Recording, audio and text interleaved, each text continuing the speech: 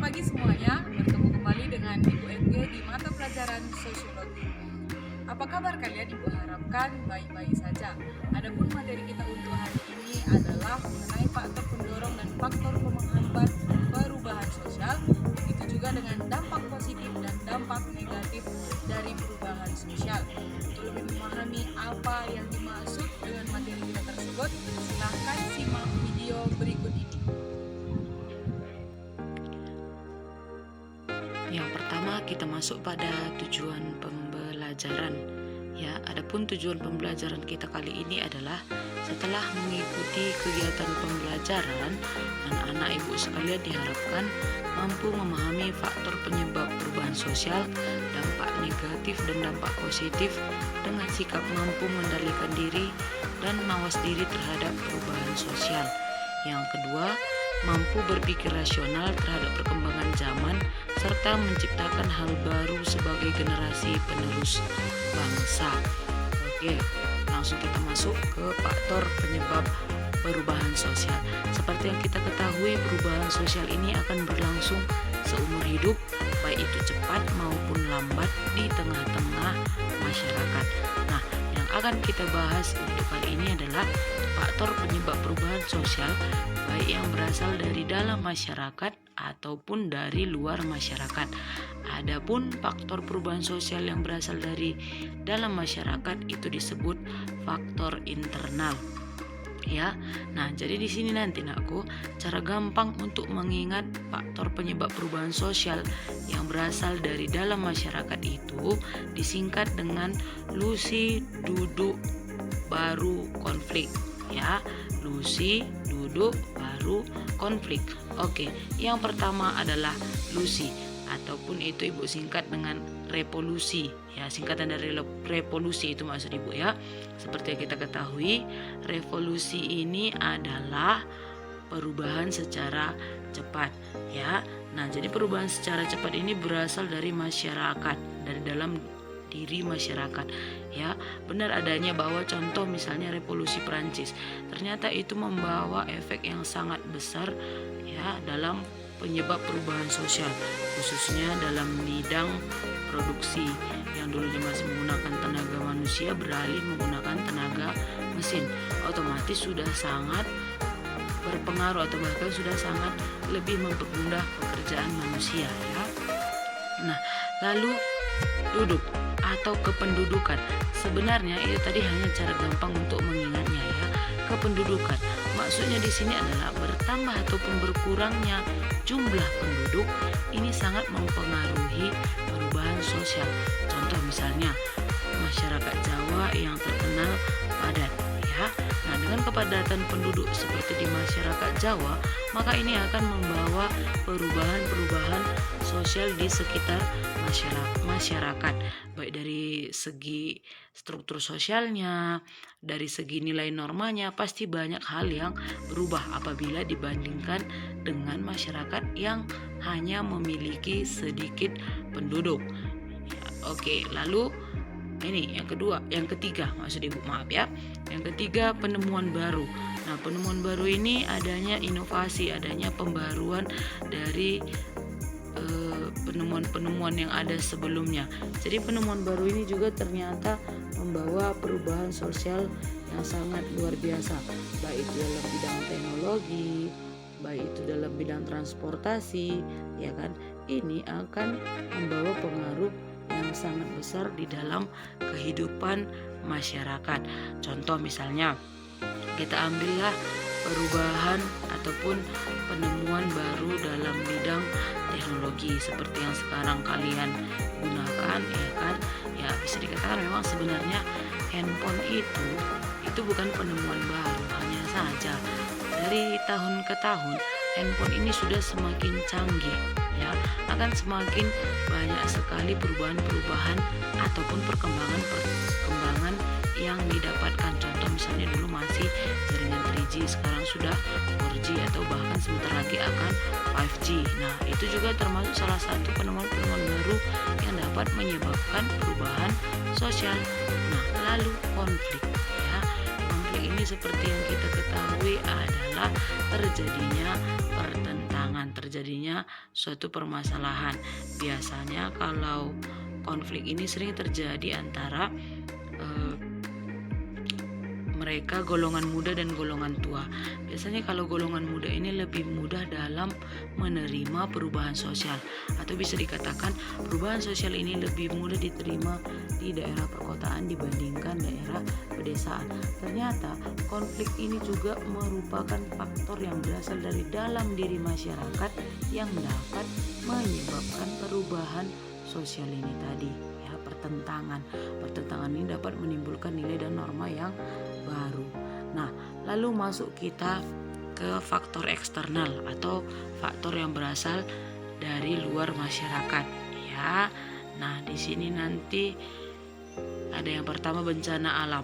Seperti yang kita ketahui, bencana alam ini tidak bisa dielakkan oleh manusia, dan memang ada beberapa bencana alam yang mungkin terjadi karena faktor dari ulah manusia itu sendiri. Apa itu contohnya?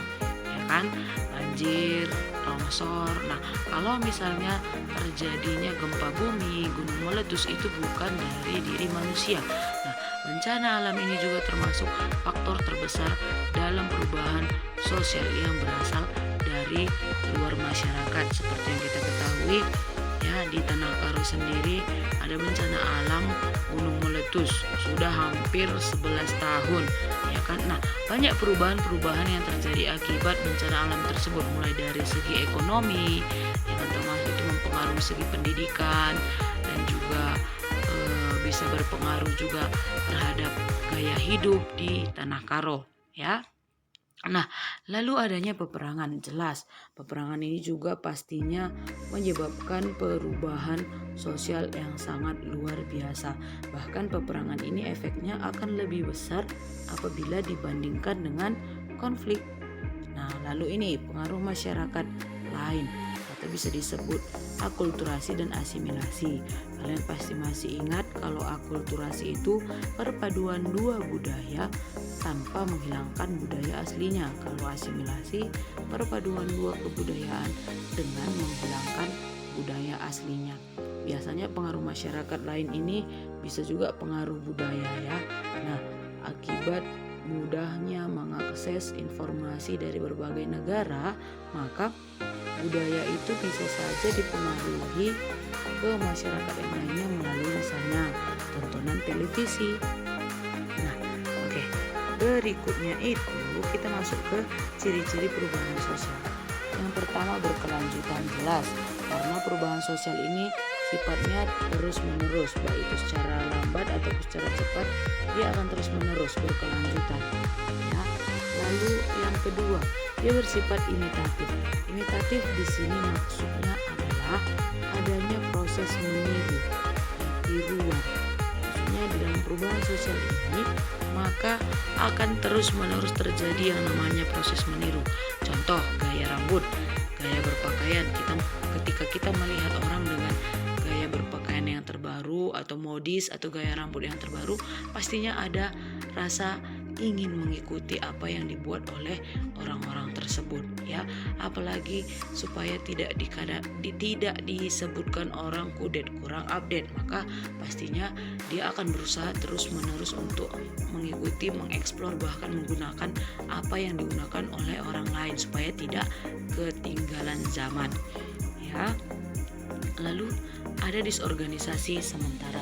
Disorganisasi sementara di sini maksudnya adalah perpecahan ataupun sedikit permasalahan yang dapat terjadi secara sementara.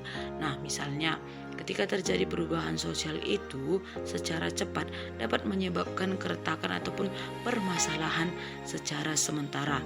Terlebih-lebih seperti yang Ibu katakan, pasti adanya perbedaan paham ataupun perbedaan proses penerimaan pada golongan tua dan golongan muda, atau pada masyarakat tradisional dan masyarakat yang modern. Nah, lalu ada hubungan kausalitas atau timbal balik. Jelas bahwa dalam perubahan sosial ini tidak hanya satu pihak yang diuntungkan. Contoh misalnya, ya, ketika dari segi transportasi semakin dikembangkannya sepeda motor, ya.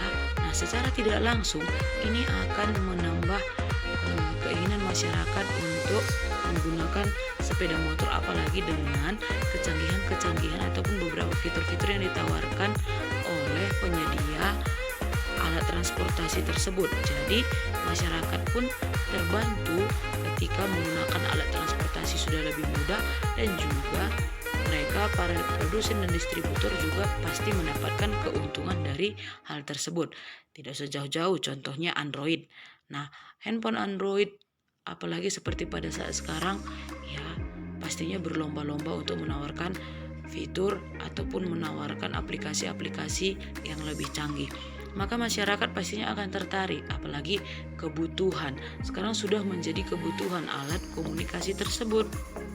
Oke. Nah, sekarang kita masuk pada dampak positif dari perubahan sosial. Yang pertama, perkembangan iptek, ya, perkembangan ilmu pengetahuan dan teknologi sudah sangat berkembang, khususnya dalam bidang transportasi dan juga dalam bidang komunikasi ataupun alat-alat komunikasi seperti yang kalian gunakan pada saat ini, ya. Nah, iptek ini juga bisa di bidang pertanian, pendidikan, ekonomi, banyak, ya. Yang kedua itu lapangan kerja baru. Ternyata perubahan sosial ini memunculkan banyak lapangan kerja yang baru. Hanya saja memang tetap di sini yang dibutuhkan adalah skill dan juga pendidikan, ya. Lalu ini tadi berkaitan dengan tingkat pendidikan yang tinggi, karena sekarang bisa dikatakan tuntutan dari pendidikan itu tidak hanya wajib belajar 6 tahun, bahkan sudah sampai wajib belajar 9 ataupun 12 tahun sampai tamat SMA. Apalagi seperti yang kita ketahui semakin modern zaman, maka ternyata kesadaran masyarakat akan pentingnya pendidikan ini sudah sangat luar biasa. Nah, lalu ini masyarakat menghargai waktu, ya. Benar, ketika terjadinya perubahan sosial maka semakin modernlah cara berpikir masyarakat dan mereka menganggap bahwa waktu adalah uang, ya. Lalu ini efektivitas dan efisiensi kerja meningkat. Jelas masyarakat sudah semakin terbantu, sudah semakin efektif dalam mengerjakan sesuatu karena sudah banyak sekali peralatan-peralatan yang bisa membantu pekerjaan mereka. Nah, lalu ini kebebasan berpendapat, ya. Jadi kita sudah bebas berpendapat, tidak lagi seperti dulu. Nah, dalam artian kebebasan berpendapat pun kita harus tetap pada jalannya. Lalu terbentuknya nilai dan norma baru. Nah, lalu adanya keterampilan meningkat karena ternyata perubahan sosial ini menuntut masyarakat supaya semakin kreatif, menuntut masyarakat supaya lebih berjuang lagi, karena semakin bertambahnya perubahan maka semakin banyak juga tuntutan zaman.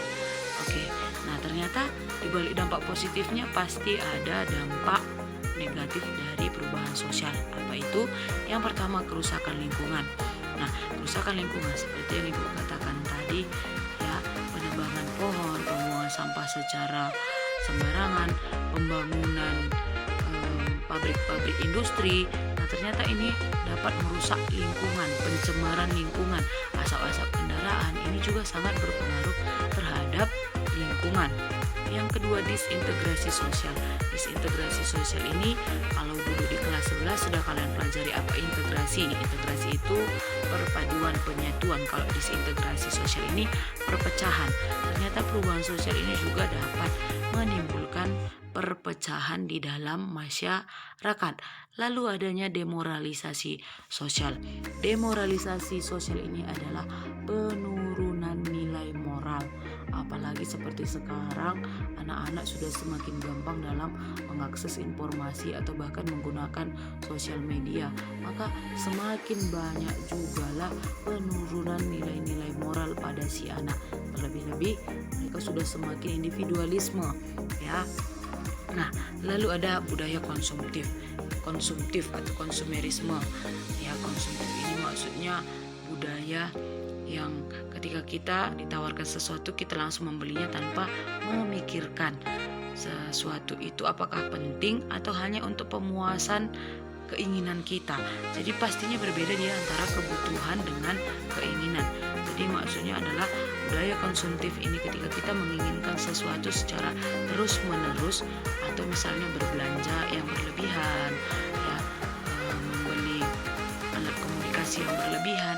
Nah, seperti yang kita ketahui, semakin canggih zaman, maka banyak hal yang ditawarkan secara terus-menerus. Nah, kalau misalnya itu akan terus kita turuti, maka muncullah budaya konsumerisme itu tadi, mengkonsumsi segala sesuatu secara berlebihan, tidak pada porsinya lagi. Nah, lalu hedonisme. Ya, hedonisme ini pun dia berkaitan dengan budaya konsumtif, di mana hedonisme ini menganggap bahwa kenikmatan dunia itu adalah hal yang paling dicari, kebahagiaan itu adalah hal yang utama. Contoh misalnya bersenang-senang dengan membeli barang mewah, barang-barang branded, itu merupakan kepuasan bagi dia.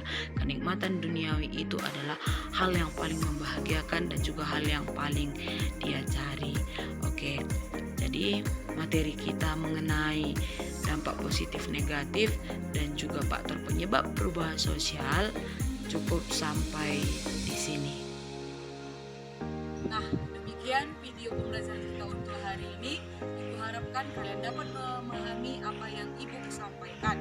Terlebih-lebih kerjakan tugasmu dan kumpulkan tepat pada waktunya. Salam sehat, salam SFT. Semangat, fraternitas, Ibu.